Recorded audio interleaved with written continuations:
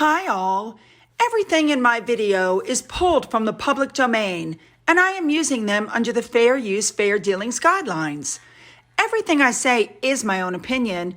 You should look into this information for yourselves, but I'm pretty sure I'm right.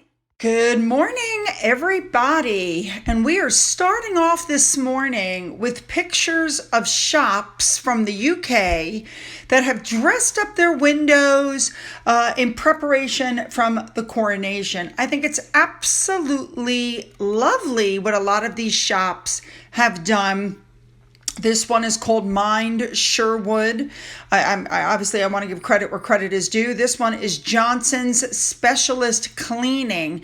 And I love these ribbons that they've hung with the icons on the bottom, you know, the royal coronation crest and the crown. I just think it's wonderful the way the country is coming together to show their support for King Charles. Here's a charity shop in Royal Sutton, Coldfield, beautiful photos.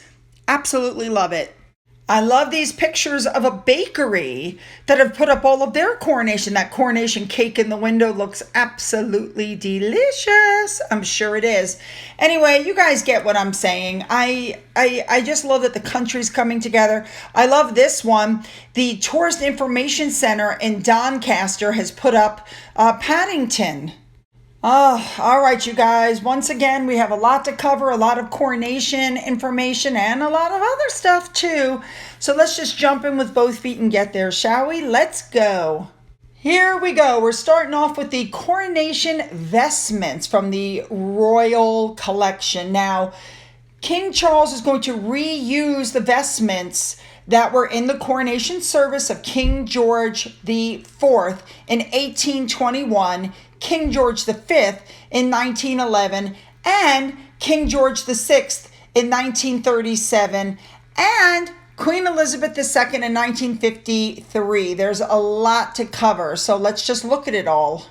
I'm going to try to pronounce these, you guys. So to start off with, the monarch is going to be using the Colobium Sindonis after the anointing. And what it is a white linen tunic and a plain collar fastened with a single button that looks like a priest's, outfit. So for that one, he's using King George VI's from May of 1937. The super tunica is the full-length sleeved gold coat worn under the imperial mantle, and that goes following the anointing, and it is fastened with the coronation sword belt. And that outfit was worn June 1911. It was also worn by King George VI in 1937 and Queen Elizabeth in June of 1953. Now, over the super tunica, which is the garment you see above, they're going to put the imperial mantle. And this was made for the coronation of King George IV in 1821 and was worn by King George V, King George VI, and Queen Elizabeth. And it's the oldest vestment that's being used in the service. It is made of gold, silver, gold bullion fringe. And notice that the gold is woven with roses, thistles, shamrocks, crowns, eagles, and fleur-de-lis. Now the clasp on the front of this thing is in the shape of an eagle. Remember, we've got that on the anointing screen as well. And in the form of the ampule, which holds the oil. Very elaborate, beautiful. Now the coronation belt, which I just talked about, is also made of gold and embroidered with gold thread. And it's lined with dark red silk with a gold buckle that's stamped with the national emblem. And there's a clip for attaching the jeweled sword of offering in its correct place. So the belt goes around the super tunica, and then they hand the sword to the sovereign to be used for the protection of good and the punishment of evil. Wonderful. Now, on top of all of that, you have the coronation glove, which is also called the gauntlet. This is for King Charles's right hand, and again, he's reusing the glove made for King George VI in 1937. I have to tell you, just looking at all of this is going to be one glittery, fabulous spectacle. I wish like heck I could be there to see it in person. All right, let's move on. Well, this was put up by Belfast. What a beautiful tribute to mark the coronation. Love it. Next up, King Charles went to Westminster Abbey where they had a celebratory celebration before his coronation weekend. The Prime Minister and Sir Keir Starmer were there as well, as members from both houses of Parliament. Wonderful. And Charles was greeted with a rendition of God Save the Queen upon his arrival to the Abbey. Now, with everything going on, Charles still had time to meet Anthony Albanese from Australia at Buckingham Palace. Fabulous. Moving on, more information is coming out about the coronation, including information about the weather. They're talking about rain. Well, let me tell you what I've seen in the past. It's not going to matter. It could pour. People are still going to be lining the streets. It's going to be amazing. Now, really quickly, I just want to throw this in there. You know that Pledge of Allegiance that supposedly Prince Charles invited everybody to do and everybody's so upset? Well, come to find out, it was the Archbishop of Canterbury who recommended it, not King Charles. All right, next up we have Princess Anne, the Princess Royal. First thing she did was sit down for an interview, which is very rare. We all know she doesn't do interviews. She made a joke that because Charles has waited so long for the throne, that he's been practicing for a bit and she thinks he'll do a good job. That's funny. But she also said that Charles taking the throne is going to cause a shift in how the rest of the family support him. What she said, I think, is very telling. What she said is, Charles is the king and the rest of the family's role is there to support him. I don't think she could have said it any better. Moving on.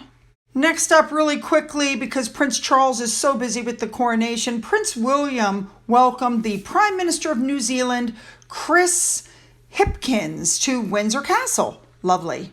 We have Beatrice and Eugenie and the kids going to a birthday party. I believe it was for Ellie Goulding's son. So, do you guys remember a few days ago I told you that the two of them had gone to the Princess Royal pub in Nottingham and they were seen there with Piers Morgan?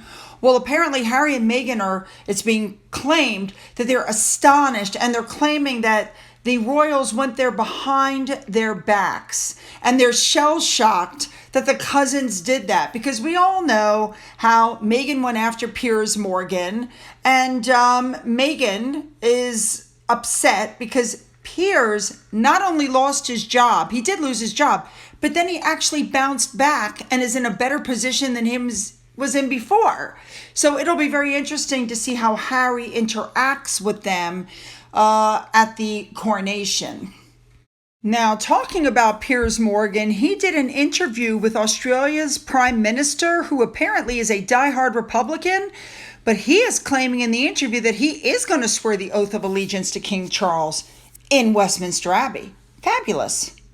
Next up, a blind item has come out claiming that Meghan is pushing Harry to just blow off the whole coronation. It'll be interesting to see if he does, since nobody seems to know what his plans are. Moving on. Next up, the Duke and Duchess of Edinburgh went to a place called the Big Venture Wolverhampton today. Now, they were very busy. I hope I get this in the right order. First, the two of them met with young people at an art center, and these are some of the people that are working on music for the King's coronation. Then they headed to the Royal School, which started as an orphanage apparently in 1850. They met students and staffs. Then they listened to the choir there. Then they went to the City of Wolverhampton College for a coronation big lunch. Now, with the coronation coming up, they were met by a sea of school children that were waving their Union Jack flags at them. I think that's lovely. I love seeing the younger generation getting all into that. You know what I'm saying? I just think it's nice. Anyway, When they were done with that, the two of them went to the Big Venture Community Center where they talked to volunteers inside the Big Venture Community Shop.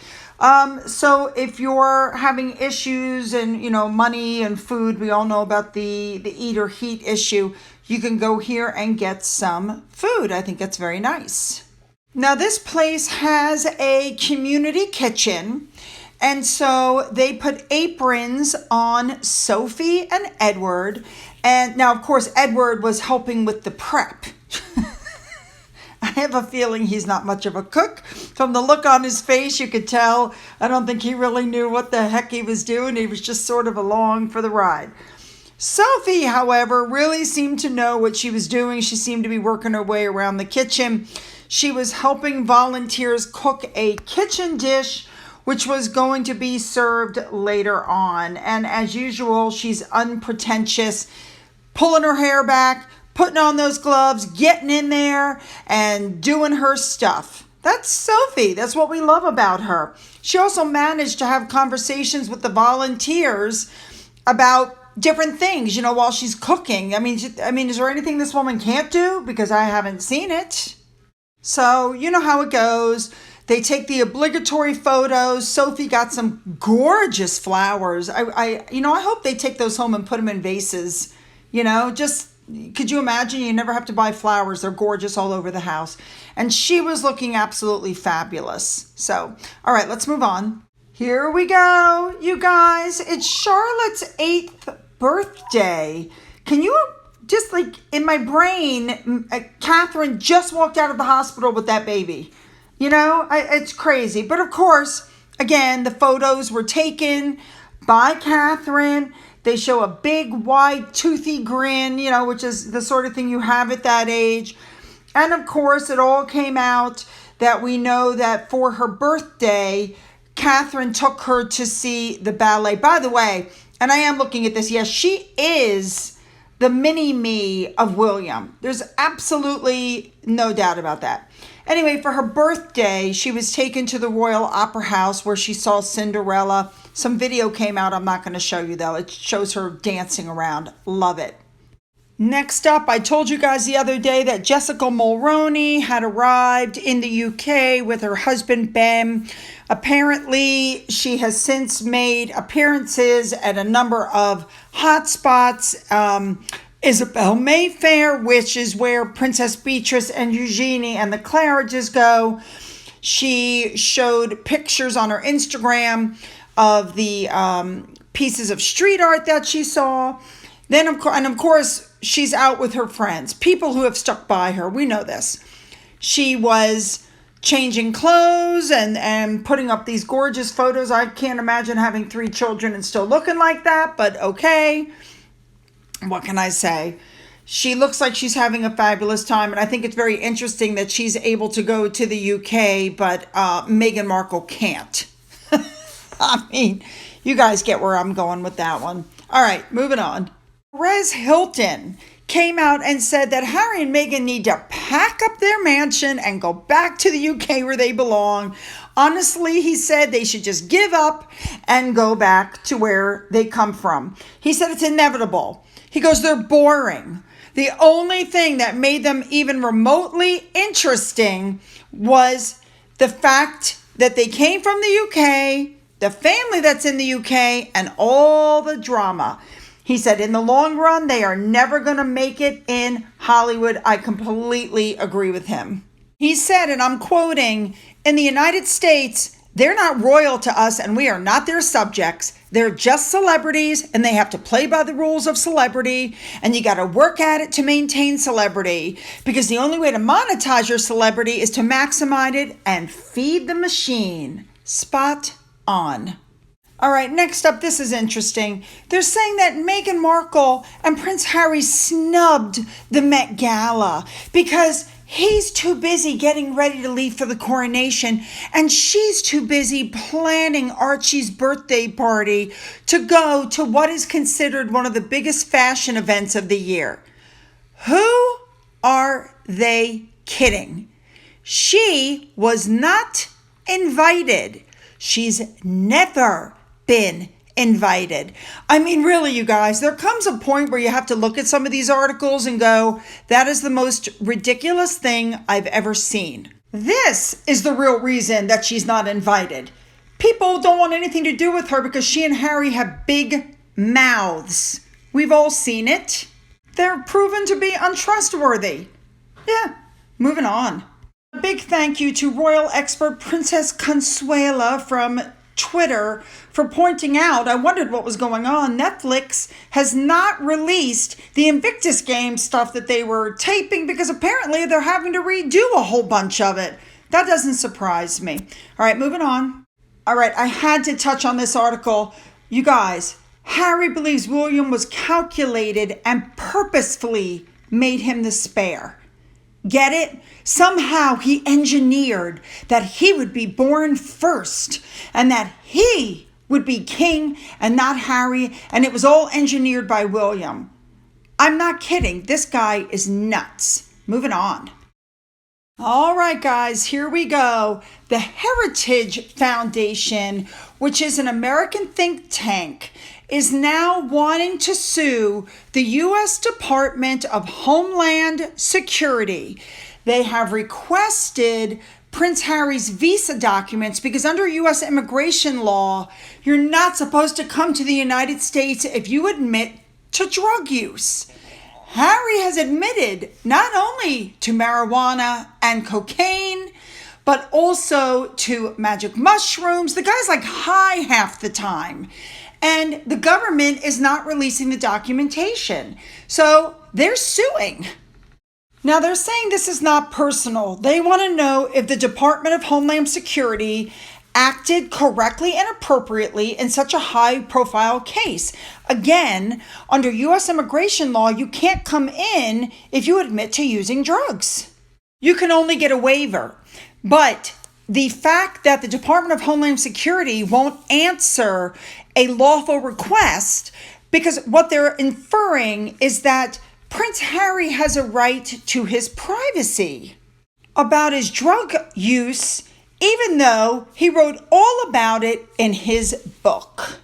Now, there's 1,388 pages to this lawsuit.